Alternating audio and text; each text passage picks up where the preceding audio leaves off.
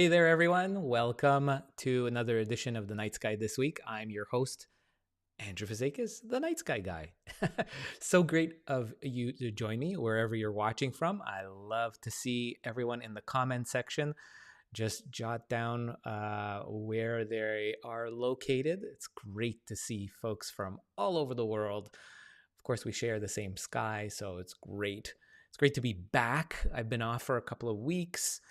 A lot of family stuff going on, kids going back to school, just a lot of things. And just it's nice to be back and in the swing of things. And it's a little off day. I'm usually here on Mondays, but today's Tuesday. And I said, well, I'm not going to postpone this anymore. I want to share all the good stuff that the sky has to offer with all of you guys. So that's fantastic. And without further ado, here we are in September, the week of the 12th. Today's the 13th Tuesday that this is being recorded. And why don't we pop right into the planetarium program? Here we go. Well, we've got the night sky here set up for September 13th, Tuesday, late in the evening. And you can see a whole bunch of really interesting things, particularly in the solar system. Really neat stuff going on here because, probably some of the best things you could see in the sky is related to the solar system because we're talking about planets, moons, comets, asteroids. There's a lot of motion happening in them. They move through the sky in front of that fixed background of constellations, right? Those fixed pattern of stars that we call constellations. And these solar system objects are really just they're neighbors, and you get to see some cool details. So here we are. If I just move this a little bit over so everybody fits in there, look at that. What you're seeing is a grouping of planets and the moon. So our moon is there. You can see it is a waning gibbous moon on Tuesday evening, and it's heading towards a planet that's usually very hard to see, even with the naked eye. It's technically visible to the naked eye, but under very dark sky conditions. So most people don't ever get to see it, and that's Uranus.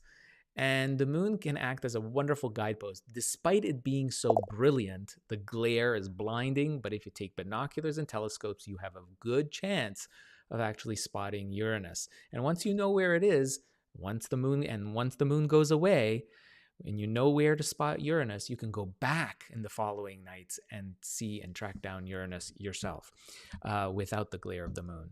So look at this. From left to right, we've got the planet Mars near a very bright star called Aldebaran, which marks the eye of Taurus the bull. Here, if I just zoom in, you can see.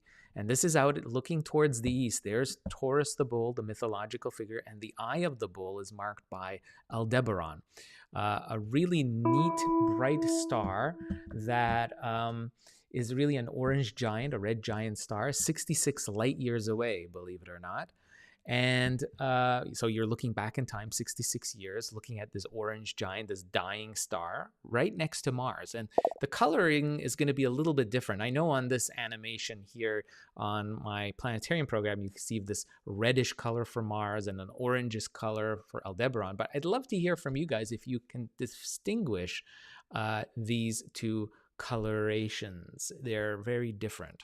So take a look at those. It's really neat. Mars and Aldebaran, two vastly different objects, but yet they look like pinpoints of light to us, right? When you go outside and you look at this, you'll see Mars and Aldebaran. They both look like bright stars, but one is a planet, the one that's reddish in color, and the one that's more yellowy orange is an actual verified star 66 light years away. Really, and then of course Mars is much closer. It takes only 7 minutes, just over 7 minutes for the light from Mars. Remember, it's the sunlight, the same sun we see here in our skies, shining down on Mars, the fourth planet from the sun, and that sunlight reflects off of the orange reddish sand dunes, and it reflects, and you see that with your naked eye. 7 minutes it takes that sunlight to travel from reflecting off the sand dunes of Mars to reach your eye. Really impressive. And so that's what you see over there in the east. Now, this is late at night, right? So maybe, 10, 11 o'clock, maybe near midnight. And then you'll see the moon. So this is, again, Tuesday, September 13th. And if you look towards the left of the moon, you are going to be using binoculars. Look for a greenish colored dot star. Faint, but with binoculars, it should be quite easy to find. And that green, distinctive greenish color is caused by methane, the gases of methane that's covering and shrouding this planet that has 4 times the size of larger than our planet Earth that we live on. And it is far away, Uranus is. It's sitting over 2.8 billion kilometers away, and it takes light over 159 minutes to reach your eye. Isn't that incredible? That's 2 hours and 40 minutes.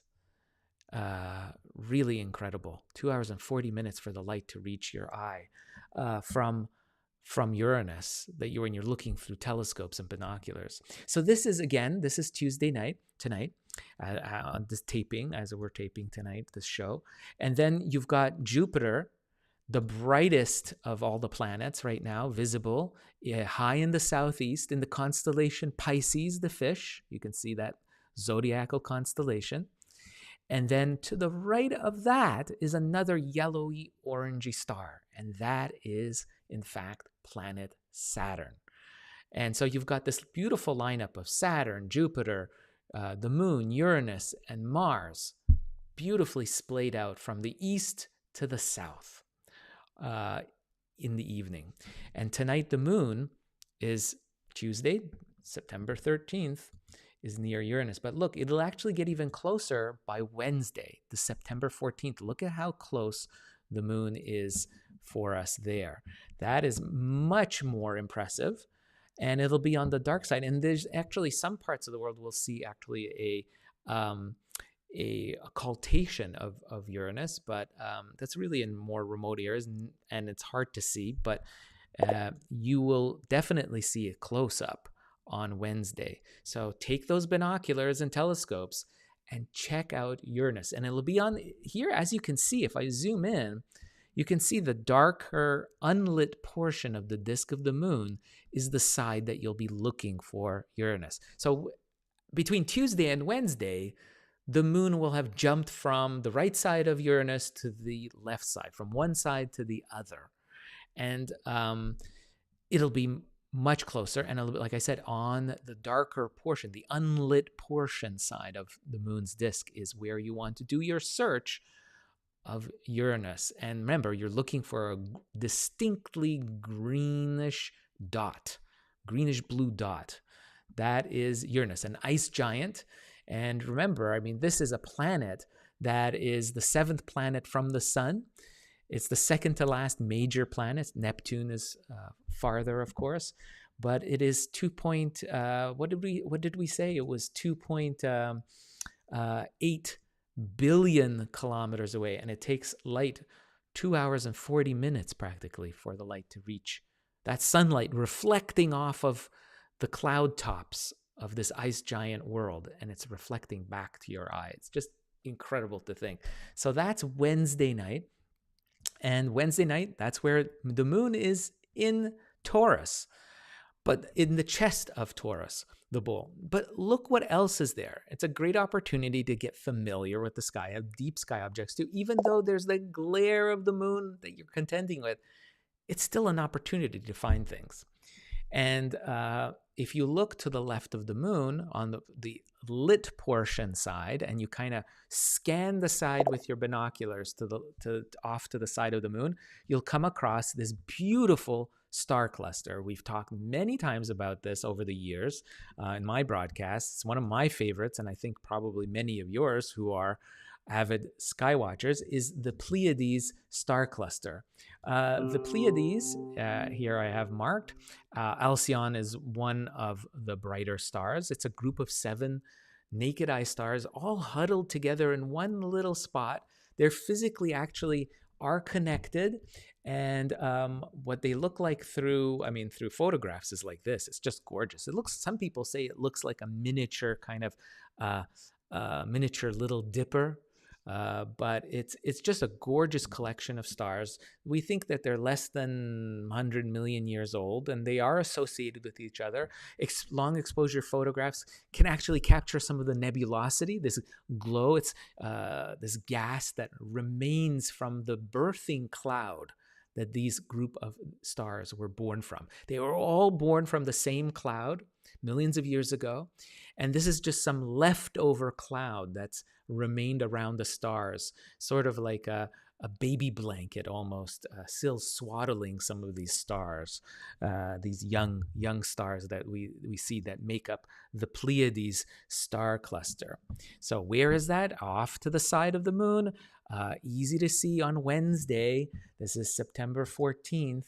And then if we go to September 15th, Thursday, the moon will have popped underneath the Pleiades. And in fact, the moon will be sandwiched between the Pleiades and these two orangey red stars underneath, which is Mars and Aldebaran. Again, this is now Thursday, September 15th. So you can see the moon is really giving us some great guidance in finding things around the sky. And that's what I'm here, just here to point this out to you, what those things, because you'll see them. You'll see Aldebaran, you're going to see Mars, and you're going to wonder what they are. Well, there they are. Now you know. And it's really impressive. And if we continue Friday, the moon will be paired up with Mars. So you have the moon and Mars together. Amazing to think that the moon is about 400,000 kilometers away, while Mars is much farther away at over 129 million kilometers away. So the moon is 400,000 kilometers, and while Mars is 129 million kilometers away. And there we can see it easily in the sky. And then off to the side of Mars is, there you go, there's Aldebaran. And then of course you may be wondering what that super bright star is off to the upper left of that trio. That's Capella. That's the main star in the constellation Auriga. Okay, there's Auriga and the herdsman, and you can see he's holding a goat. Capella represents one of those goats. And if you look at the mythological character, and we'll revisit this again later in the fall season in the Northern Hemisphere. This is a big time constellation. You can see here the drawing of some baby goats. You can see that right there. Well, those are marked by their own kind of stars as well. You can see these stars marking out the goat, and then the baby goats as well are there, all marked with these stars. Now, each artistic interpretation of it, of course, this is just one in my planetarium program, but you may have yours. You may have your own sky charts, slightly different in the drawings, the artistic interpretations of what stars represent certain characters or animals in the sky and features in those animals as well. But nevertheless, you'll have beautiful Capella, Moon, Mars, and Aldebaran all in a beautiful lineup this Friday, September 16th. And if we continue the journey, the moon will then scoot underneath by Saturday, September 18th. And if we just go into an hour later, this is around midnight. We'll go later onto the weekend as well. This is, I should say, that's Sunday, and that's next week, Monday. Closing in on, you can see as they're climbing up just past midnight, Castor and Pollux, the Gemini twins. So you have that beautiful crescent, waning crescent moon pairing up with them by Monday, late night, around just after midnight. You'll see that on Monday, but we'll talk more about that next week. How about that, guys? Lots of really cool stuff again this week. Thank you so much for joining me. If you like this video, easy to understand things that you can do by yourself with your children. Perhaps you want to bring out that telescope and point it at some things. That's what I talk about here every week. And of course, if you're more interested in finding out more, I invite you to pick up my guide, book, Backyard Guide to the Night Sky, out by National Geographic. It's considered one of the top best-selling books. Yay, thanks to you guys for your support. It's available wherever books are sold. Amazon, of course, has them too. Do pick one up, and it goes through everything from A to Z as a great starter guidebook, getting you going in the hobby of amateur astronomy, looking at the night sky. Doesn't matter if you're in the city on a rooftop in the middle of downtown, or you're out at a cabin in the countryside, or you're hiking in a dark sky preserve somewhere in a remote corner of the world. This book will help you begin your journey of understanding what those points of light are in the sky and getting oriented. So thanks so much for joining me again for this. It's just been great seeing you guys. As always, I see your comments. I keep reading them. And after the show, I'll go through all of them. Thank you so much for your time. If you like this show, hit that subscribe button, whether you're watching on Twitch, Twitter, or Facebook or YouTube, and make sure you hit that notification button so you don't miss my next video. And I'll see you all next week. And until then, I wish all of you, as always I do, clear skies. Bye, guys.